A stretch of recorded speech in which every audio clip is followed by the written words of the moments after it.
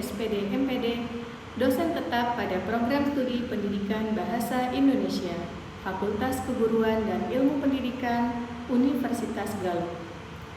Saya mengampu mata kuliah Strategi dan Media Pembelajaran Bahasa Indonesia, pengembangan kurikulum dan bahan ajar, evaluasi pembelajaran bahasa Indonesia, karya tulis ilmiah, etika jurnalistik, dan mata kuliah umum wajib bahasa Indonesia. Pada kesempatan ini saya akan memaparkan mata kuliah Strategi dan Media Pembelajaran Bahasa Indonesia. Penjelasan mata kuliah Strategi dan Pembelajaran Bahasa Indonesia pada mata kuliah ini meliputi DIA, Delivery, Instruction, dan Assessment.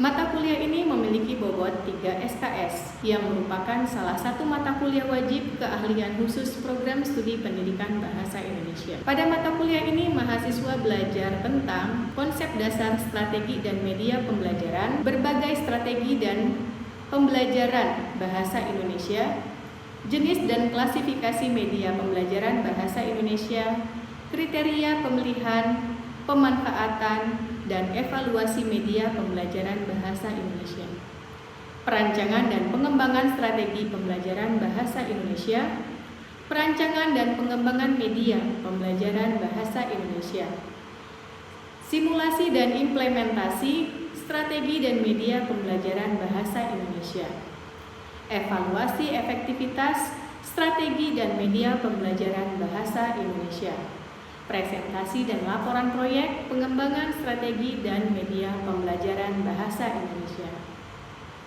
Capaian pembelajaran yang telah ditetapkan ada 4. 1. Mendefinisikan pengertian, fungsi, dan prinsip strategi pembelajaran.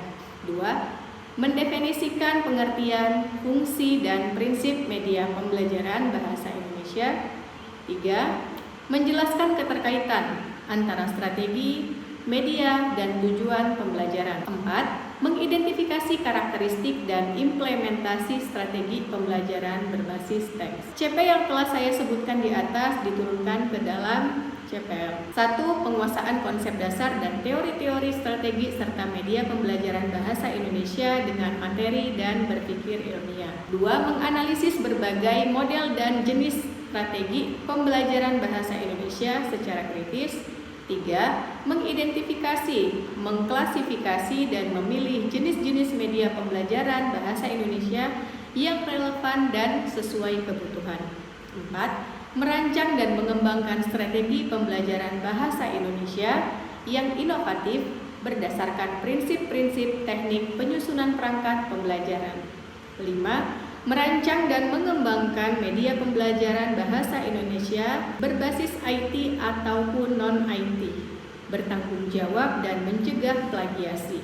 6. Menerapkan strategi dan media pembelajaran yang telah dirancang dalam simulasi atau praktik, mengajar secara disiplin dan bertanggung jawab, bekerja sama dalam tim.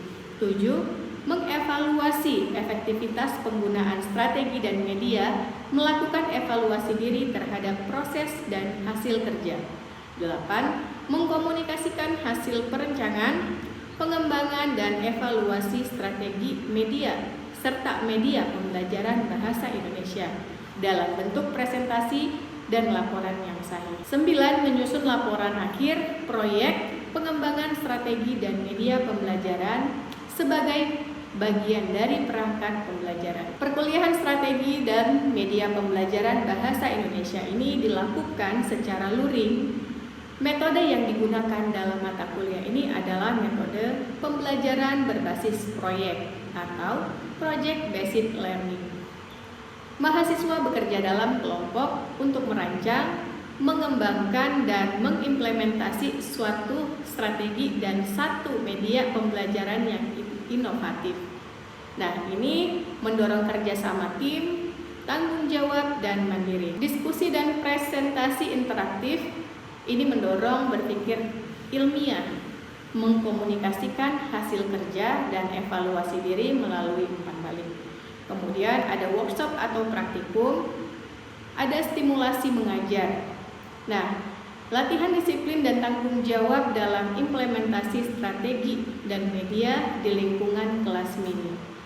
studi kasus dan analisis, mengembangkan kemampuan berpikir ilmiah, evaluasi diri, dan pemecahan masalah terkait dengan strategi dan media.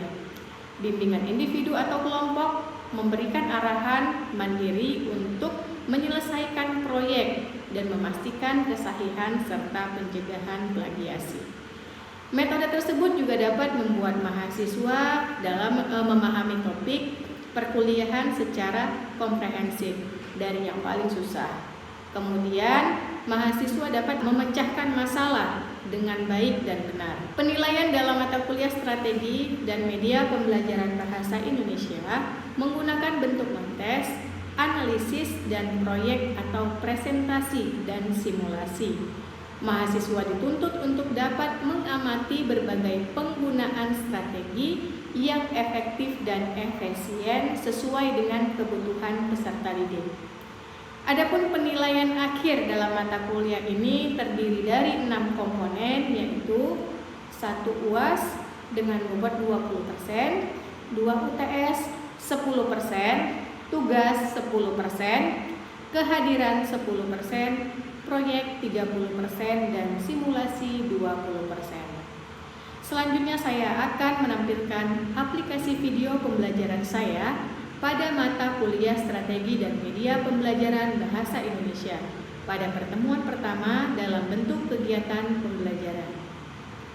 Saya akhiri. Assalamualaikum warahmatullahi wabarakatuh. Bismillahirrahmanirrahim. Assalamualaikum warahmatullahi wabarakatuh. Waalaikumsalam warahmatullahi wabarakatuh. Apa kabar anak-anak?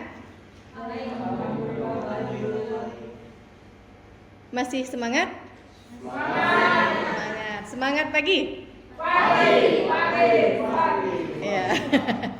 Masih ada yang semangat, tapi karena sudah siang tetap ada yang mulai mengendur semangatnya. Kita ulang, selamat pagi. Pagi. Oke, terima kasih. Oke, mata kuliah, kita bertemu pada mata kuliah strategi dan media pembelajaran bahasa Indonesia. Mata kuliah ini pada semester 5 di pertemuan minggu pertama. Oke, artinya teman-teman ini adalah pertemuan pertama kita pada semester 5. Oke, teman-teman, ini sudah ada pernah yang mendengar kata strategi?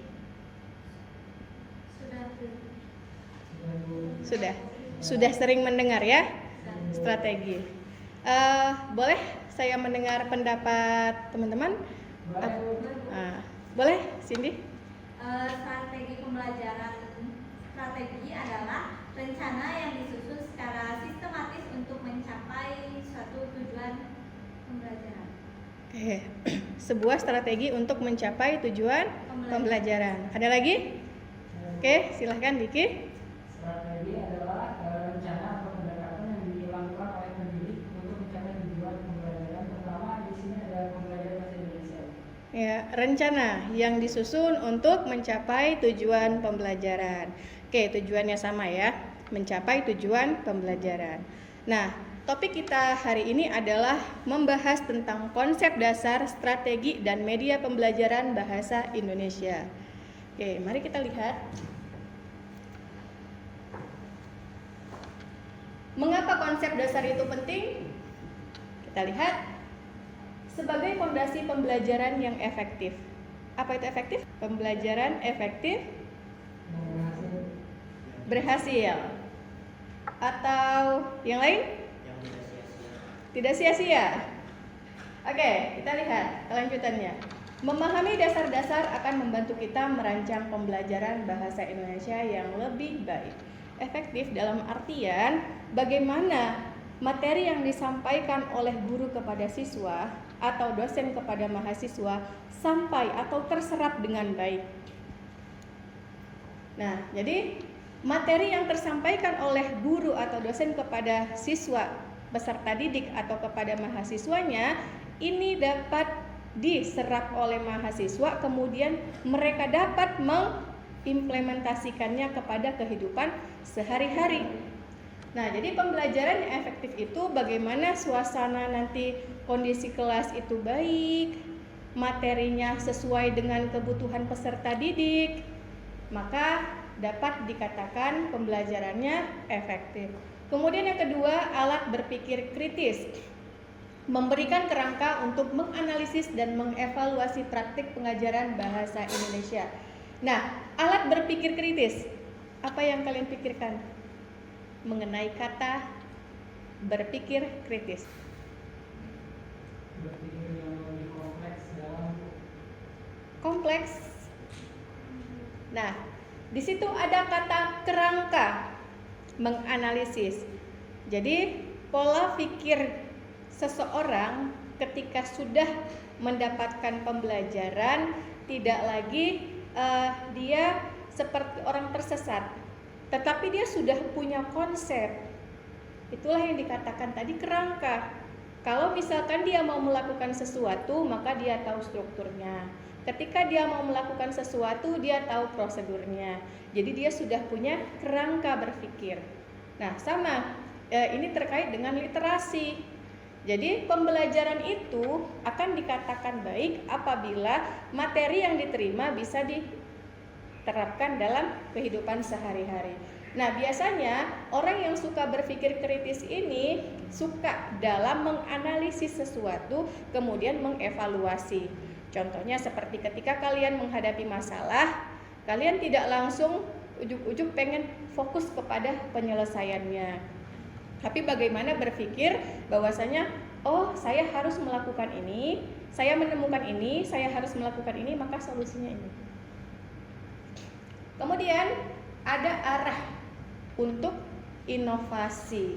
Nah, menjadi pijakan untuk mengembangkan strategi dan media yang kreatif dan relevan dalam konteks bahasa Indonesia. Nah, arah untuk inovasi. Apa itu inovasi? Perubahan. Ya, sesuatu yang sifatnya berubah dan ini jauh lebih baik dari yang ada sebelumnya. Nah, jadi untuk saat sekarang ini banyak sekali strategi dan media pembelajaran yang sudah diterapkan. Akan tetapi strategi dan media itu terkadang tidak sesuai dengan kebutuhan peserta didik. Nah, tugas kalian di sini adalah dalam mata kuliah ini bagaimana menjadikan mata kuliah ini sebagai arah untuk inovasi. Nanti kalian akan mengenal banyak jenis strategi, banyak mengenal jenis media. Nah, yang mana nanti jenis-jenis ini akan kalian kenalkan, kalian kenali satu persatu, kemudian kalian pahami. Oh, ternyata di dalam strategi ini saya menggunakan metode ini contohnya.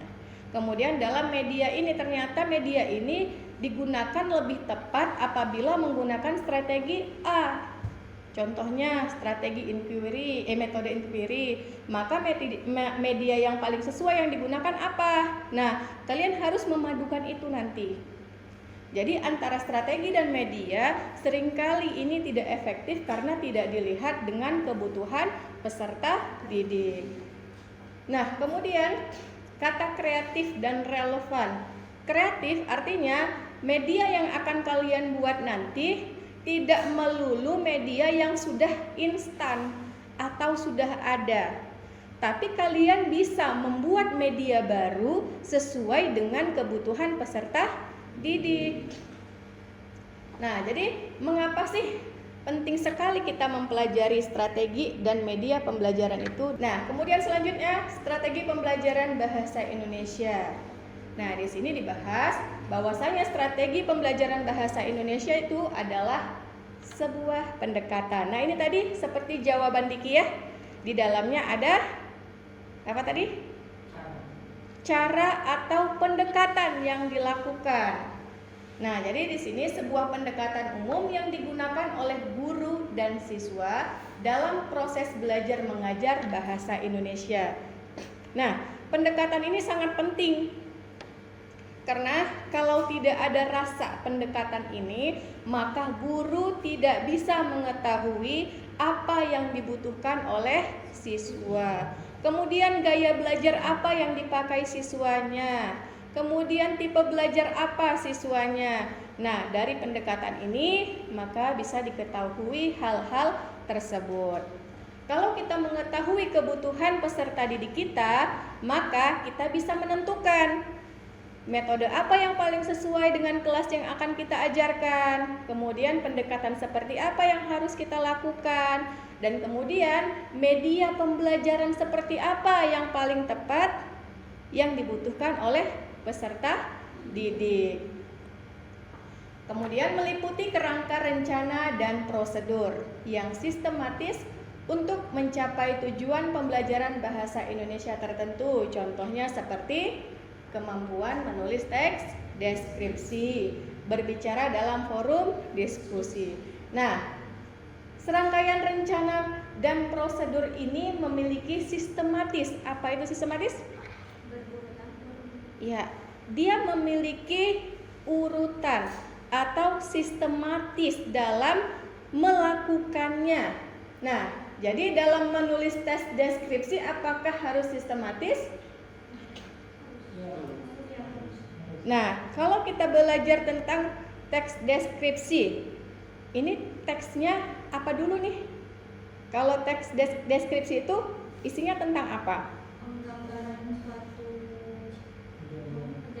Penggambaran suatu kejadian. Ini berkaitan nanti dengan paragraf induktif, deduktif atau campuran, ya kan?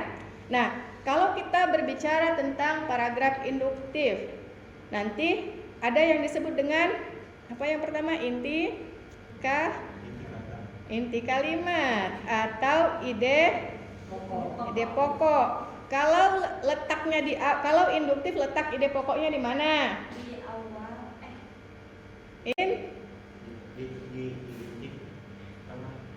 Di tengah. Kalau di tengah campuran. Kalau di tengah itu bisa di mana saja. Bisa di awal dan di akhir. Nah, induktif atau deduktif. Nah, maka kalau dia paragrafnya induktif tapi dia menuliskan tes deskripsi, maka ide pokoknya harus berada di awal. Awal apa akhir? Nah, kemudian untuk forum diskusi. Ketika diskusi, ada juga etika dalam berdiskusi. Ini berkaitan dengan sistematika. Nah, kalau dalam berdiskusi, apa yang harus disampaikan? Gagasan. Tapi sebelum gagasan, ada kan etika berbicara? Apa yang harus disampaikan? Apa ujuk-ujuk tiba-tiba harus langsung ngomong? Hah? Nah, pembukaan misalnya dengan kata salam atau dengan izin.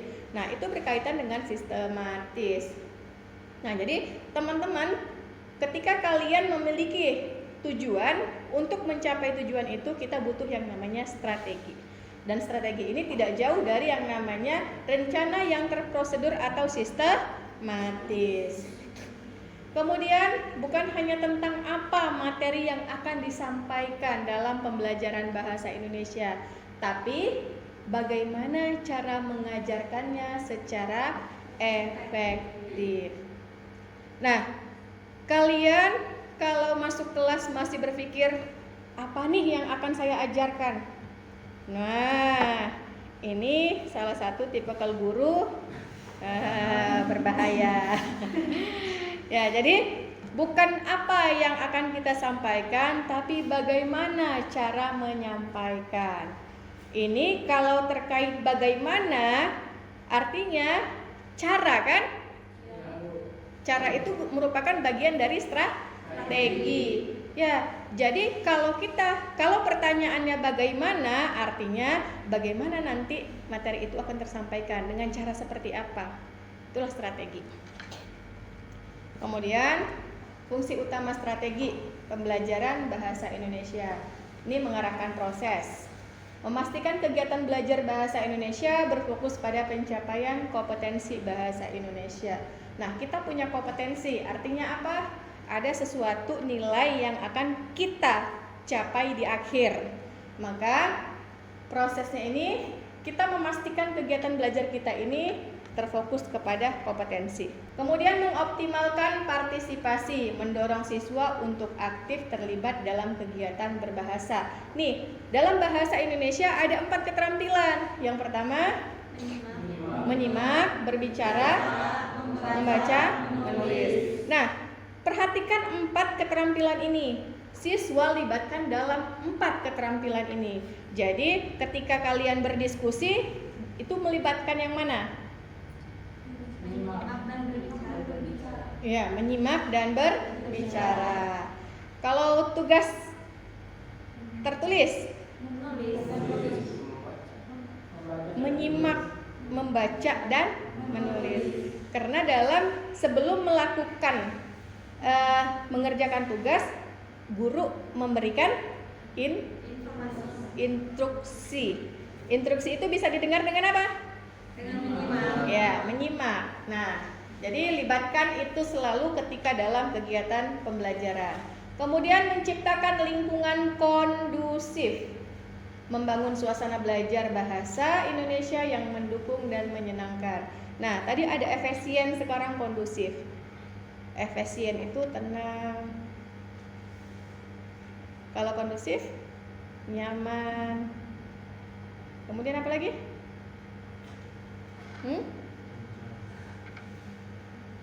Ini katanya udah ada kata kuncinya, mendukung dan menyenangkan. Nah, jadi kita sebagai guru harus punya tips untuk yang namanya menciptakan lingkungan pembelajaran yang kondusif.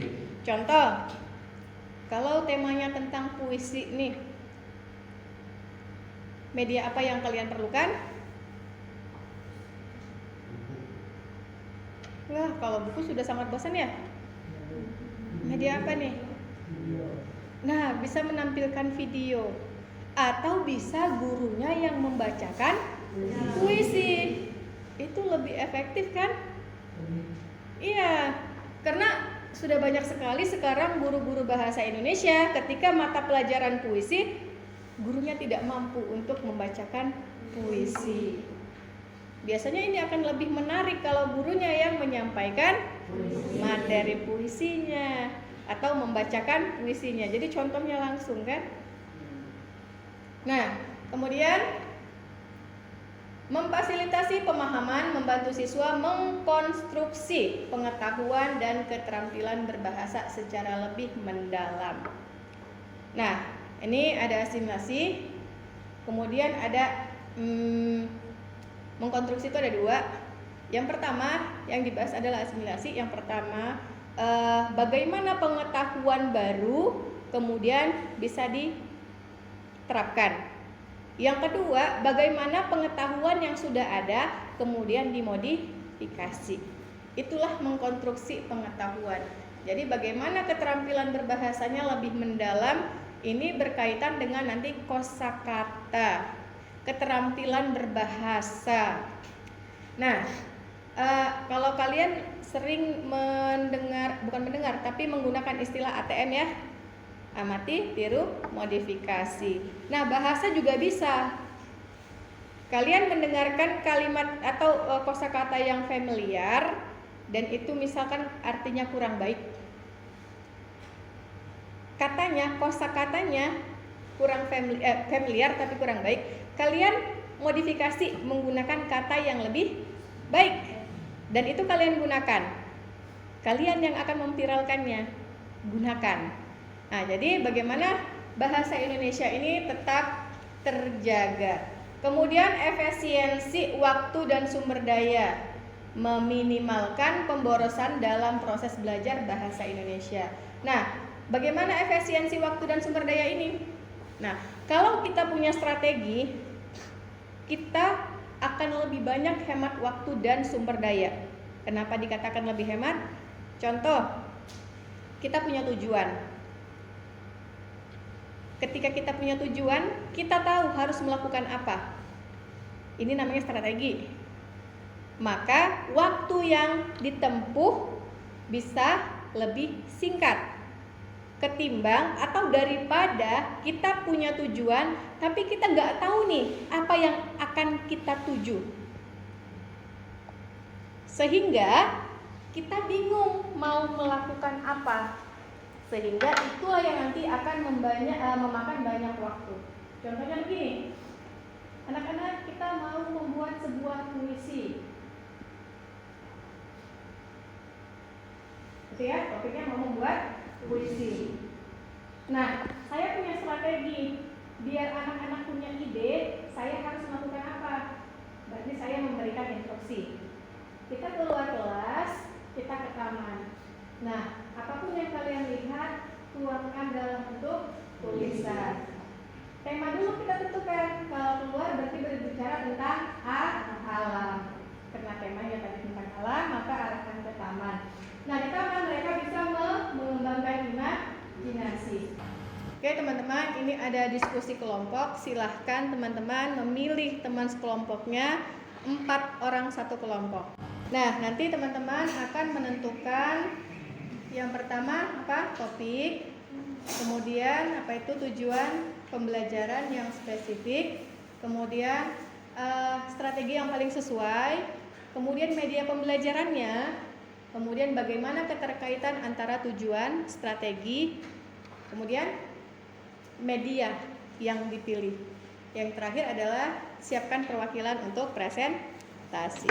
Cukup materi kita hari ini. Dari materi yang sudah disampaikan, ada yang bisa menyimpulkan untuk pembelajaran hari ini? Ya, Linda ya? Ya. Jadi kesimpulannya yaitu konsep bahasa, strategi, dan media pembelajaran adalah fondasi esensial bagi calon pendidik bahasa Indonesia. Nah, yang selanjutnya yaitu strategi. Strategi adalah bagaimana kita mengajar bahasa Indonesia. Dan sementara media adalah alat yang membantu kita. Nah, jadi keduanya harus selalu dipilih dan dirancang dengan mempertimbangkan tujuan pembelajaran bahasa Indonesia yang spesifik. Oke. Ini kesimpulannya. Konsep dasar strategi adalah dan media pembelajaran adalah fondasi esensial. Kemudian bagaimana kita mengajar bahasa Indonesia menggunakan apa? Media sebagai alat untuk membantu guru. Kemudian memilih keduanya, antara strategi dan media ini harus dipilih, kemudian dipertimbangkan dengan tujuan pembelajaran. Yang terakhir adalah pemahaman membekali untuk menjadi guru bahasa Indonesia yang profesional, adaptif, dan inovatif. Oke, cukup sekian dan terima kasih. Ada yang bertanya atau mau diskusi lebih lanjut? Bagaimana seorang guru memotivasi seorang siswa yang tidak suka pembelajaran tersebut untuk tertarik dan minat mempelajari pelajaran tersebut? Membangun minat dan motivasi ya. Oke, begini.